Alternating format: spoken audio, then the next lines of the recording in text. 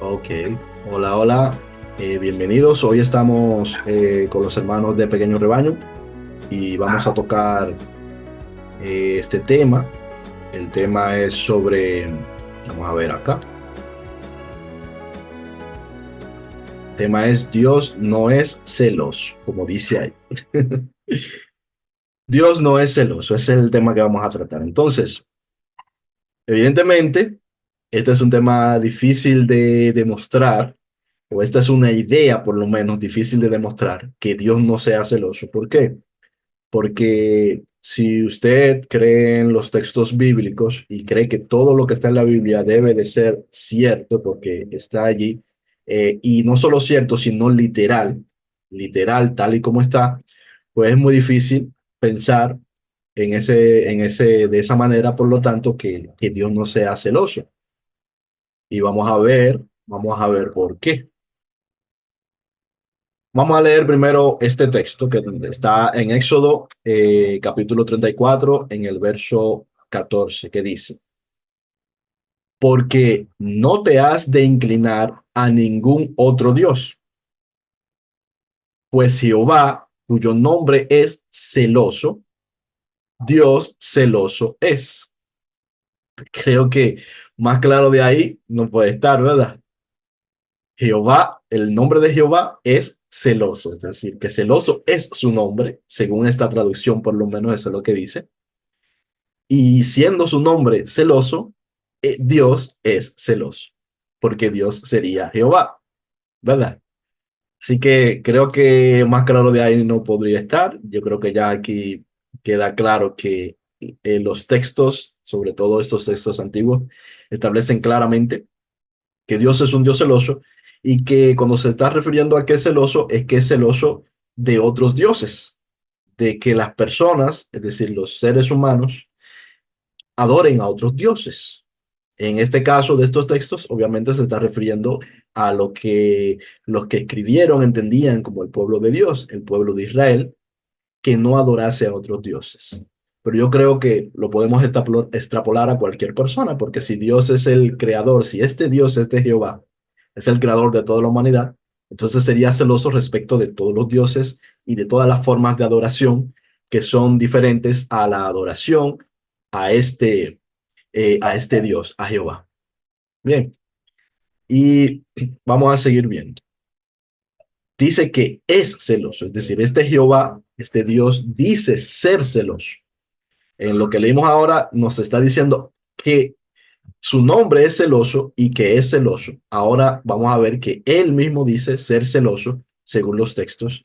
En el mismo libro de Éxodo, en el capítulo 20, donde están los primeros mandamientos, vemos al 4 al 5, dice, no darás imagen ni ninguna semejanza de lo que esté arriba en el cielo, ni abajo en la tierra, ni en las aguas debajo de la tierra.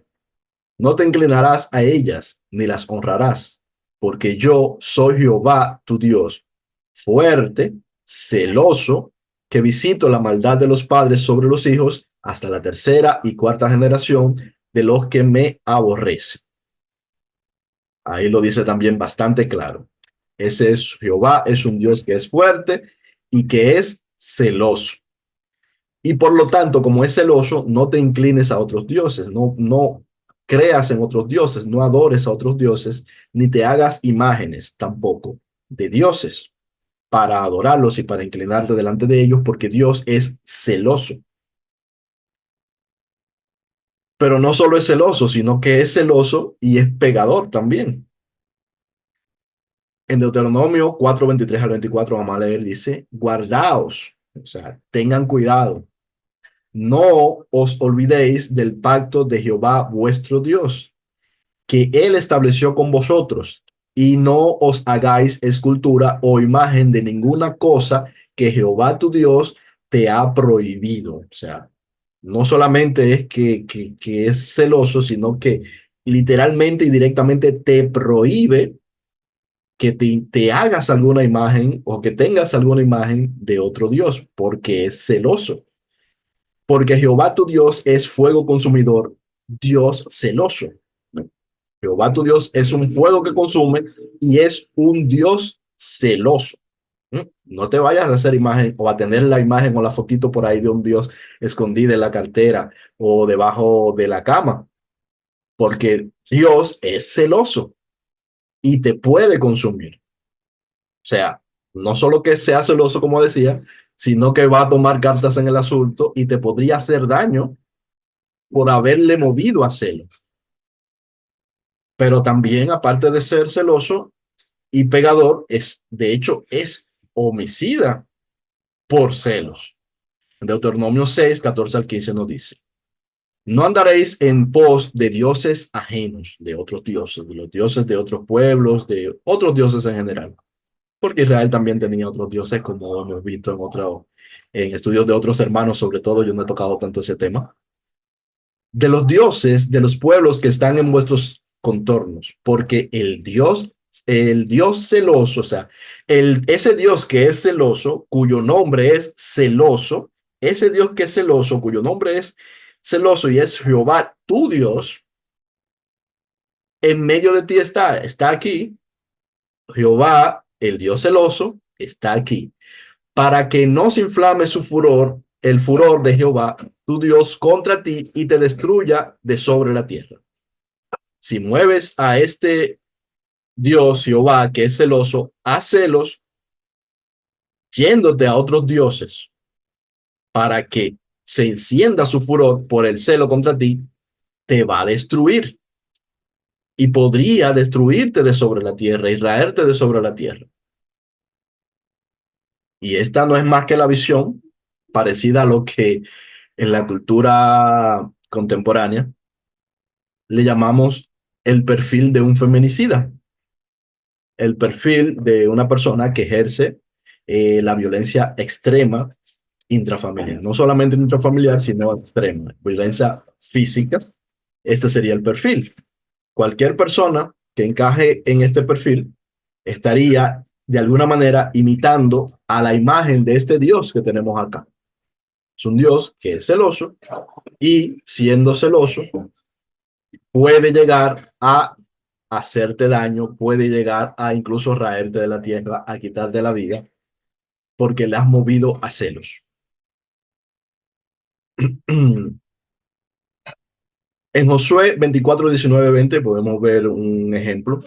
Nos dice: entonces Josué dijo al pueblo: no podréis servir a Jehová, porque él es Dios santo y Dios celoso. No sufrirá vuestras rebeliones y vuestros pecados. Si dejareis a Jehová y sirviereis a dioses ajenos, él se volverá y os hará mal y os consumirá después que os ha hecho bien. Decir, es decir, este Dios que te ha hecho bien, que te ha traído flores, que te ha llevado al cine, que te ha tratado bien, pero tú le has movido a celos, después que te ha tratado bien, entonces este Dios se va a volver, se va a cambiar, se va a airar y te podría hacer mal y consumirte, después de que en un principio te hizo bien. Ese es este Dios que se está mostrando acá. Vamos a ver algunos ejemplos de castigos por el celo, por este celo y esta ira celosa de este Dios que se nos muestra en muchos de estos textos. El becerro de oro que está en Éxodo 32 del 1 al 35, y entonces esto sería un pequeño resumen. eh, Castigo. Dios envió una plaga que mató a muchos israelitas y los levitas mataron a 3,000 hombres por adorar el becerro de oro. Es decir, por haberse vuelto a otro Dios y haber provocado a Dios a celo, Dios mismo habría, ¿verdad?, matado a muchos israelitas, y también los levitas, los que serían los servidores de Dios, mataron a unos 3,000 hombres más, aparte de lo que mató la plaga que se dice aquí que vino de Dios. La infidelidad de Peor, que está en número 25, 1 al 9, nos dice que Dios envió una plaga que mató a 24,000 israelitas por adorar a Baal de Peor y fornicar con las mujeres moabitas. Aquí estamos hablando de que habría cometido el asesinato de unos 24,000 personas de su pueblo amado de su novia, porque adoraron, hubieron algunos que adoraron a otro Dios. Bien, vamos a ver. El pecado de Acán, Josué 7, 1 al 26. Nos dice que Acán y su familia fueron apedreados y quemados por tomar parte del botín consagrado al Señor, lo que también causó una derrota militar inicial para Israel. Aquí no se está refiriendo directamente solamente a lo que serían los dioses del pueblo, de aquel pueblo, sino simplemente el haber desobedecido la orden de ese Dios pegador. O sea, no haber acatado al milímetro la orden de ese Dios pegador, porque, digamos, porque los huevos no quedaron lo suficientemente cocidos para él. Sí hicieron lo que Dios quiso, pero hubo un pequeño fallo, un pequeño detalle entre todo el pueblo y pagó no solamente aquel que se supone que hizo el mal, sino también toda su familia. La idolatría de Salomón, Primera de Reyes 11, 1 al 13, nos dice, Dios decidió dividir el reino de Israel después de la muerte de Salomón, dejando a su hijo Roboam solo con una parte del reino, porque también Salomón se habría vuelto en algunos momentos a otros dioses.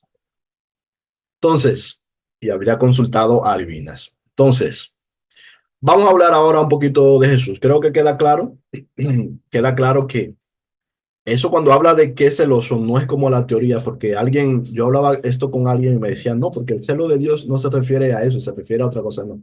Aquí está muy claro que Dios, ese Jehová del que nos habla en estas escrituras, habiendo sido movido a celo, porque las personas se fueron o aparentemente se habrían ido con otro Dios o miraron a otro Dios, habría infligido un castigo, la muerte, la desgracia para las personas y los pueblos y los familiares y los allegados de esta persona que habrían cometido tal falta. O sea que es a eso a lo que se refiere y se puede comparar perfectamente con lo que sucedería con un hombre que es enfermizamente celoso o con una mujer que es enfermizamente celoso desde nuestro punto de vista claro hoy. Entonces, Mateo 6:24, vamos a ver un poquito de las cosas de Jesús, vamos a analizar un poquito a Jesús. En el Nuevo Testamento también se habla sobre ese Dios celoso, se citan algunos textos también. Sin embargo, yo creo, y esta, digamos, es mi manera de verlo, la que voy a tratar de exponer aquí, que Jesús, de hecho, nos muestra que Dios no es celoso. Jesús no se le ve, digamos, no se le ve tratando o buscando que las personas dejen incluso sus creencias, su religión, o que, digamos, dejen de adorar las personas extranjeras que adoran otros dioses, o los que son, por ejemplo, de Samaria, que tienen otra forma diferente de adoración. No se le ve detrás de ello. ¿Por qué? Vamos a verlo en el análisis al final. Al final vamos a ver el análisis por qué. Pero bueno, Mateo 6:24 nos dice, ninguno puede servir a dos señores, porque o aborrecerá al uno y amará al otro, o estimará al uno y menospreciará al otro. No podéis servir a Dios y a las riquezas. Esto es lo que nos dice aquí. Entonces, este es un mensaje que da Jesús. Y este es uno de los que se podría utilizar para decir, míralo ahí. Bueno, realmente no, porque aquí no está diciendo que va a haber un castigo, no está diciendo que Él sea celoso, sino que está diciendo que nosotros, o sea, tú, yo y cualquiera de nosotros, no somos capaces de servir a dos señores. O servimos a las riquezas o servimos a Dios. No podemos tener dos señores, sino que uno solo puede ser nuestro Señor y a uno vamos a servir. Si estamos sirviendo a las riquezas, no estamos sirviendo a Dios. Ahora, tú eres que sabes a quién sirves. O sea, así es como yo lo entiendo, como cuando Jesús lo dice, tú sirves a la riqueza. Bueno, es lo que has decidido, no es lo que te conviene. Y no es lo que te conviene, no porque yo te voy a aniquilar por servir a las riquezas, sino porque las riquezas no son la verdad, no son la vida, no son la puerta. Lo de Jesús es una enseñanza, no una coacción. Lo de Jesús es una luz que te guía al camino correcto, no es una obligación de ir al camino correcto. Entonces, creo que Jesús lo enfoca de una manera muy diferente este asunto. Entonces, como decía, pienso que Jesús, de hecho, no es celoso. Y tenemos que entender que esos celos tienen que ver con una forma de amor que desde todo nuestro punto de vista, si lo comparamos con lo que sería una persona, sería un amor enfermizo, no es un amor real, sino como dicen, una obsesión. Pero vamos a ver cómo se ve el amor desde el punto de vista de Jesús. Mateo 5, 43 al 48 nos dice, oíste que fue dicho, amarás a tu prójimo y aborrecerás a tu enemigo, cosa que está en aquellas mismas escrituras. Pero yo os digo, amad a vuestros enemigos, bendecid a los que os maldicen, haced bien a los que os aborrecen y orad por lo que os ultrajan y os persiguen, para que seáis hijos de vuestro Padre que está en los cielos, que hace salir su sol sobre malos y buenos, y hace llover sobre justos e injustos. Porque si amáis a los que os aman, ¿qué recompensa tendréis? ¿No hacen también lo mismo los publicanos? Y si saludáis a vuestros hermanos solamente, ¿qué hacéis de más? ¿No hacen también así los gentiles? Sed pues vosotros perfectos como vuestro Padre que está en los cielos es perfecto. Entonces, Jesús nos está hablando aquí de un Dios, nos está hablando aquí de un Dios que ama al enemigo y que nos dice que nosotros también debemos de amar al enemigo. Es decir, no solamente ama y hace bien al que le ama y al que está en su casa, sino que ama y le hace bien también al que no está en su casa, al que le rechaza y también al que sigue a otros dioses. Es decir, este Dios que nos está mostrando Jesús para darnos el consejo de que seamos como Él, es un Dios que no le hace el mal al que sigue a otros dioses.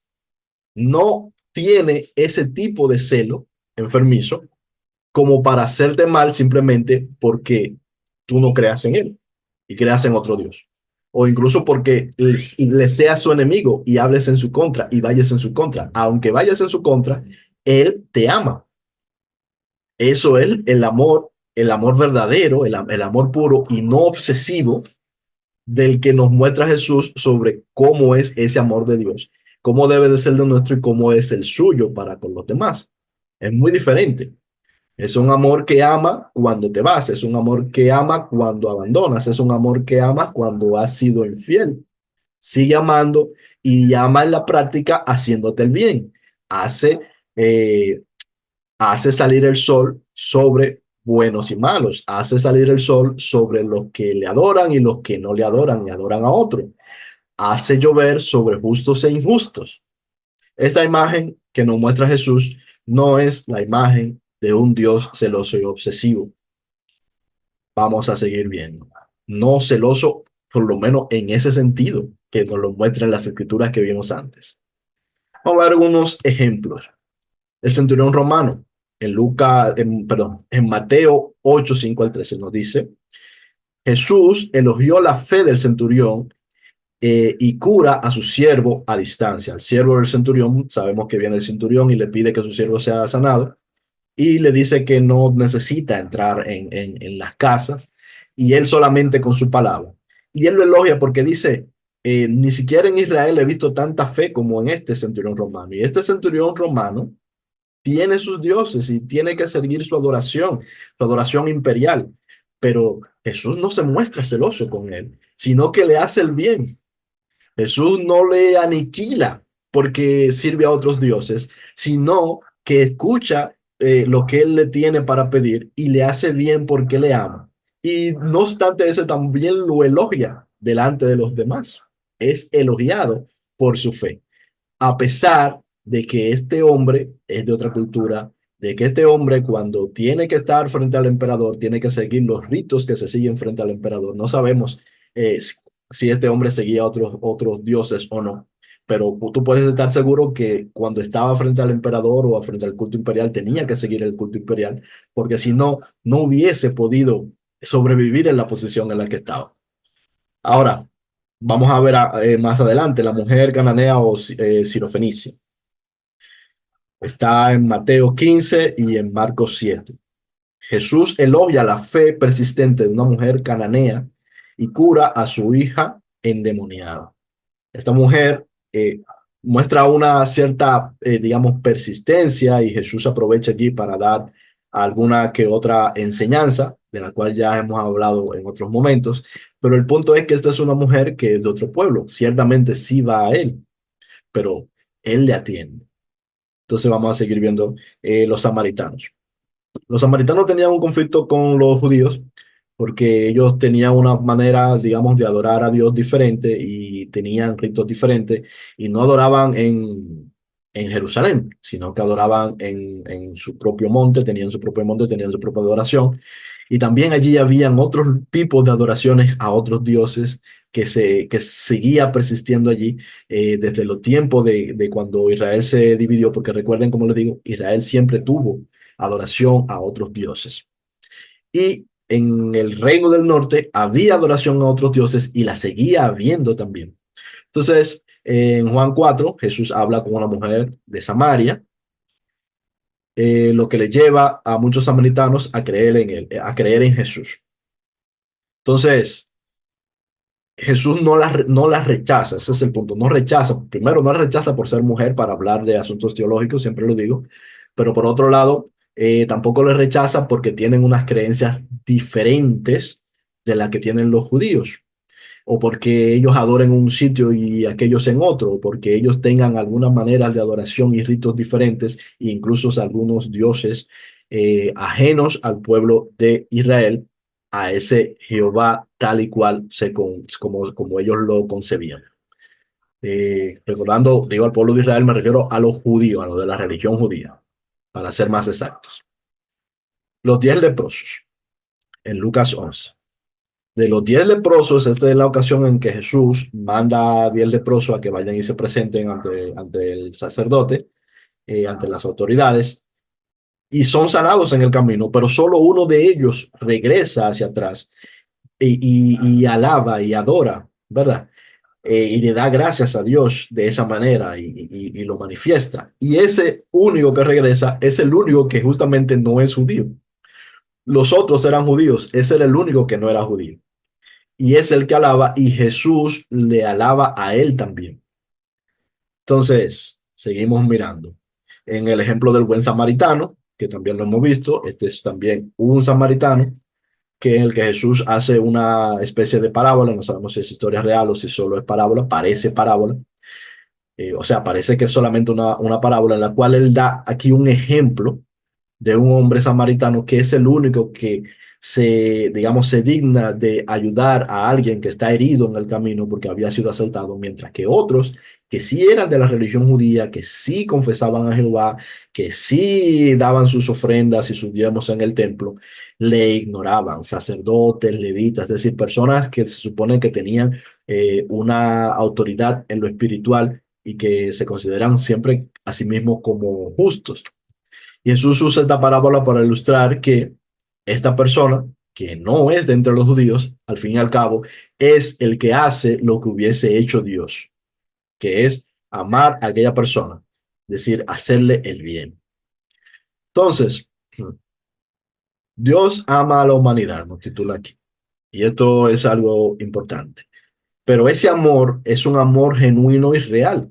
Un amor genuino y real no es un amor que te pega, no es un amor que está detrás de ti celándote enfermizamente, no es un amor que te va a eliminar físicamente de sobre la faz de la tierra porque te fuiste con otro. Si es así, no es amor, sino que es una obsesión que tiene uno con el otro. Y Dios no cae en eso. Aunque los judíos lo muestran así, yo creo que esto no es lo que mostró Jesús. Entonces vamos a ver cómo lo ve uno de sus discípulos en este texto. Hay textos donde ellos citan otras cosas, pero vamos a ver esto.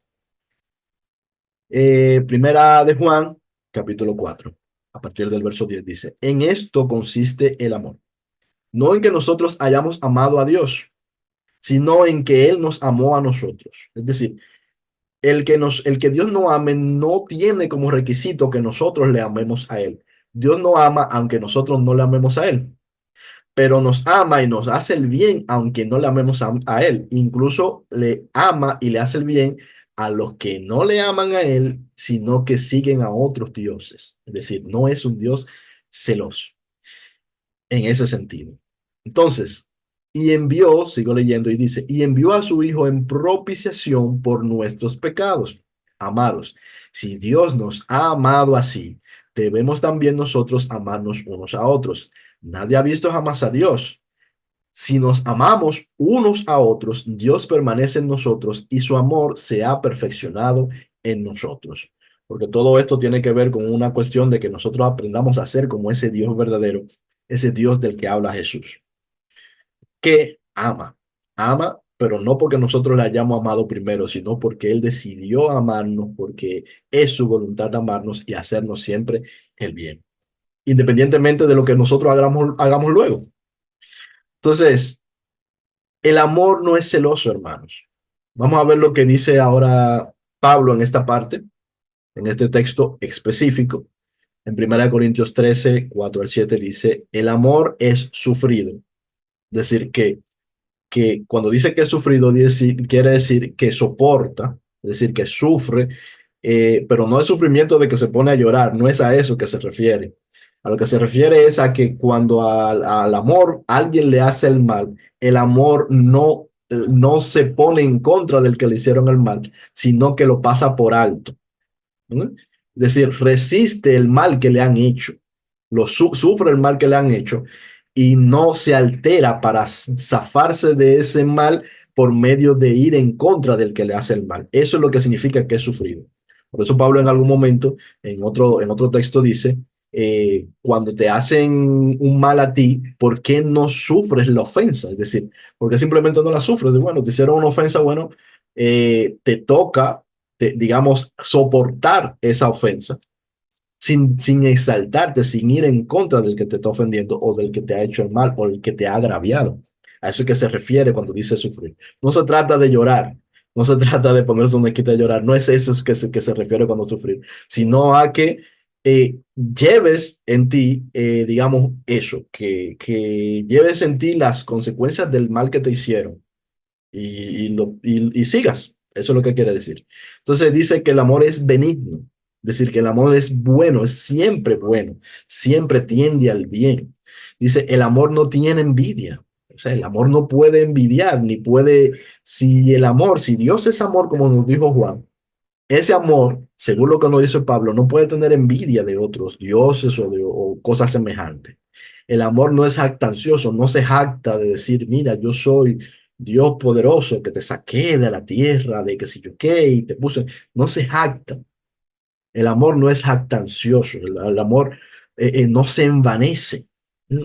No se dice, mira lo que yo hice por ti y te traje flores y te traté bien y te traje a mi casa y te di todo y ahora cómo tú me tratas. No, el amor no se envanece ni se jacta de esas cosas. Ni debería de hacerlo nosotros como seres humanos y no lo hace Dios y no lo hace Jesús. No se jacta del bien que nos ha hecho. No se envanece porque Él es bueno y porque Él es grande. Bien, entonces no hace nada indebido, o sea, no hace lo que está mal, no hace lo malo. No busca lo suyo, no busca su propio interés. Cuando Jesús nos dice que adoremos al Padre, no es en interés del Padre, es en el interés de nosotros. A nosotros es que nos hace bien. Bien, para seguir. Es a nosotros que nos hace bien. Entonces no busca lo suyo propio. Es decir, no dice, tú eres mía y mía nada más, iglesia. Tú eres mía y mía nada más, pueblo de Israel. Tú eres mía y mía nada más, humanidad. Y solo a mí me puedes mirar, solo a mí me puedes servir. Sí, te conviene mirarme a mí porque yo soy el que te amo. Te conviene, pero no te obligo a hacerlo. Simplemente te hago el bien, simplemente te trato con amor. Eso es lo que hace Dios. No busca lo suyo propio, no está buscando tener una propiedad, no se está apropiando de nosotros. Bien, no se irrita, no se irrita, no se enoja, como nos muestra a ese Dios en el antiguo pacto, en el antiguo testamento. Ese Dios que se irrita, ese Dios que se enoja y que incluso en algún momento, como vimos hermano Olman, dice que se arrepiente de haber creado Dios sobre la tierra y que le pesa. No, ese no es el Dios que nos está mostrando Jesús. No guarda rencor, no se queda con él, con cosas porque le hiciste mal, porque los rechazaste en el pasado, porque tuviste otros dioses o porque los tienes hoy. No guarda rencor, no te la guarda. No te la guarda ahí para desquitársela en otro momento. No se goza de la injusticia, jamás. Más se goza de la verdad. Todo lo sufre, todo lo cree, todo lo espera, todo lo soporta. Ese es ese amor. Pero vamos a ver, yo suelo, como ustedes saben, no suelo utilizar diferentes traducciones de la Biblia porque yo siempre digo, yo no creo que hayan traducciones buenas, sino que nosotros tenemos que buscárnoslas. Para mí, por lo menos yo personalmente, no nosotros, yo tengo que buscar que Dios me explique las cosas con los textos que tengo, porque no creo que pueda existir una traducción buena, porque las traducciones son siempre interpretaciones. Pero voy a hacer una excepción en este caso de este texto para ver la Biblia interlineal y encontrar que hay una palabra en este texto que no se está mencionando en la traducción que tenemos. En alguna traducción las tiene, pero no voy a ir a una de esas traducciones, sino que voy a ir a ver el interlineal del original. Y es en el verso 4 dice, el amor es de largura de espíritu, siendo agradablemente bueno. El amor no está siendo celoso. El amor no está jactancioso. Bien, entonces, cuando nos dice aquí que el amor, cuando volvemos al texto, dice que no se envanece, no hace lo indebido, no busca lo suyo, no se irrita, pero vamos aquí a la interlineal, vemos que lo que dice es que no es celoso. El amor no es celoso y el amor no es actancioso, esa palabra sí está. Y el amor no se irrita, eso es que el amor no se inflama, el amor no se pone grosero, el amor no se pone energúmeno, el amor no se aira, eso es lo que está queriendo decir. Bien, el amor no es celoso. Vamos a leer un poquito de este texto, que no es necesariamente digamos, tanto al caso, pero vamos a leerlo porque aquí no habla de algo contrario a lo que sería el amor o lo que serían las cosas que vienen del espíritu. No habla de las cosas que vienen de la carne. Bien, en Gálatas 5, 18 al 20 dice, pero si sois guiados por el espíritu, no estáis bajo la ley. Si sois guiados, ¿por qué? Por el espíritu, y se refiere al espíritu de Dios. Y manifiestas son las obras de la carne, es decir, la carne que es contraria a las obras del espíritu. Dice que son adulterio, fornicación, inmundicia, lascivia, idolatría, hechicería, enemistades, pleitos, celos, iras, contiendas, disensiones y herejías. Y ahí sigue diciendo. Pero obviamente lo que yo quiero que notemos es que entre esas cosas que son obras de la carne, están los celos también. Entonces, si los celos son obras de la carne, evidentemente Dios no puede ser celoso. ¿Quiénes son los que son celosos? Yo creo que los que son celosos son, evidentemente, nosotros, los seres humanos, podemos ser celosos. Y sobre todo, celosos son las personas que dentro de nuestras comunidades humanas han decidido que quieren tener posesión de los demás, que quieren tener posesión de otra persona. Ese celo viene de ahí. Me refiero a ese tipo de celo. Porque, ¿por qué siempre menciono esto de tipo de celo? Porque hay un celo que también puede operar en el amor, que es ese celo que no es enfermizo, y me refiero a ese celo por lo bueno, por hacer el bien, es decir, eso es otra forma de conjugar, digamos, la palabra, que también se puede usar de esa manera, pero no se refiere a lo que dicen los textos que leímos del Antiguo Testamento. Ese celo que dice el Antiguo Testamento es el celo, el mismo celo que tiene una pareja por su pareja, enfermizo cuando le puede hacer daño a su pareja porque está celoso. Es ese celo del que está hablando allí y lo pone muy claro. Y de hecho va mucho más allá de eso. Habla de ira, de aniquilar de la tierra y todas estas cosas. Bien, no es ese celo, por ejemplo, de tú cuidar a tu hijo y protegerlo del mal. Esa es otra conjugación diferente. Entonces, pero dentro de ese contexto, ¿quiénes son los que son celosos en ese contexto? En realidad son los hombres, y los hombres entonces luego se lo atribuyen a Dios. Entonces son los hombres que pretenden tener propiedad de qué? De los pueblos, de las congregaciones, de los fieles, ¿verdad? De los súbditos, y no quieren de ninguna manera que esas personas, que la gente se vaya detrás de otras creencias, de otros dioses y de cualquier otra doctrina, porque entonces sienten que pierden el poder sobre aquellos. Y por eso entonces suceden todas estas cosas, como incluso llegar al punto de las matanzas. Por eso es que es más, tú eres dentro del contexto, por ejemplo, religioso, es peor el que se va de muchas religiones, es visto peor que el que no ha entrado, porque se le ha llegado a considerar una pertenencia, se le ha llegado a considerar a alguien que pertenece a aquellos que ostentan el dominio sobre aquellos. Y cuando se va, entonces mueve a celos. Cuando se va a otro grupo, entonces mueve a celos. Esas cosas no vienen de Dios. Porque este Dios que nos muestra a Cristo, por lo menos el que nos muestra a Cristo, no es celoso. Este Dios que nos muestra a Cristo no se enseñorea de las personas. Y como no se enseñorea de las personas, Él no se enseñorea, digamos. Cuando digo que no se enseñorea, me refiero a que Él no se hace Señor, no te convierte en su propiedad. Sí es nuestro Señor, porque nosotros le declaramos Señor, pero no porque Él nos hizo su propiedad. A eso que me refiero. Bien, pues no mover la confusión ahí. Entonces, este que nos dice, que Jesús lo dice claramente, los reyes del mundo se enseñorean de los hombres. También los líderes religiosos del mundo se enseñorean de los hombres, las mujeres y los niños. Y de ahí es que viene el celo. Y de ahí es que vienen esas escrituras que adjudican ese celo humano, ese celo de los hombres por sus dotes de poder, por su control sobre el resto de la humanidad o el resto de su grupo, de su etnia, de su iglesia, de su pueblo, de su nación, a celos, a celos que pueden llevar hasta la muerte, hasta el encarcelamiento o hacia el ostracismo, hacia el rechazo a las personas simplemente porque han creído de otra manera, han visto las cosas de otra manera, han decidido irse a otro pueblo, han decidido llamar a otro con el nombre de Dios, etcétera, etcétera. Pero este Dios que muestra a Jesús no es así. Jesús no está preocupado por esas cosas, sino porque nos amemos unos a otros. Jesús no le preocupa tu religión. A Jesús no le preocupa si de qué lugar, en qué lugar del mundo y bajo qué contexto cultural creciste. Lo que a él le ocupa, y no que tampoco le preocupa, sino que le ocupa, es que aprendas a amar a tu hermano como a ti mismo y que en ese amor a tu hermano como a sí mismo es que amas realmente a Dios sobre todas las cosas. Ese ama a Dios sobre todas las cosas es cuando amas a tu hermano como a ti mismo, justamente. Y eso es lo que a Jesús le interesa, que nos llevemos bien unos con otros.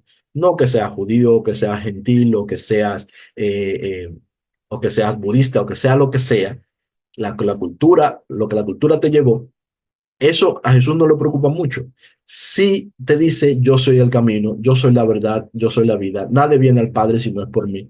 Evidentemente, es por Él que Él es la puerta, a través de Él el que se entra, Él es el camino, a través de Él el que se llega a ese lugar, Él es la luz, a través de Él es que podemos ver hacia dónde tenemos que ir y nos podemos guiar bien. Pero Él es todo eso para ti, pero cuando tú lo reconoces y tú vas a Él no te va a traer a la fuerza, Él no se va a enseñorear de ti en ningún momento. Yo le declaro Señor, pero Él no se ha enseñoreado de mí. Tú le vas a declarar Señor, sí, pero Él no es porque Él se enseñoreó de ti, ni porque Él te consideró su propiedad, ni porque Él te celó con ese celo amargo que nos muestra en el Antiguo Testamento, sino porque Él te amó y Él nos amó. Y eso sería todo, hermanos. Nos quedamos entonces para comentarios, para...